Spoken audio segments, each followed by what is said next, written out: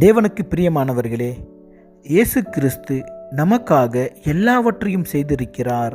அதில் சில காரியங்களை நாம் பார்க்கலாம். இயேசு கிறிஸ்து தேவனால் அனுப்பப்பட்டவர். இயேசு கிறிஸ்து மக்களை குறித்து கரிசனை கொண்டவர். இயேசு கிறிஸ்து அவரிடம் வந்த எல்லாருக்கும் அவர் உதவி செய்கிறவர். அவருடைய வல்லமை நாம் அளவிட முடியாதது.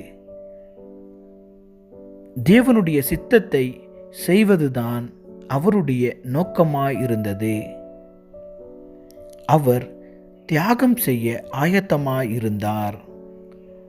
அவர் நம்மை நேசிப்பதினால் நமக்காக தம்மையே சிலுவையில் ஜீவ பலியாக ஒப்புக்கொடுத்தார். ஆமென்.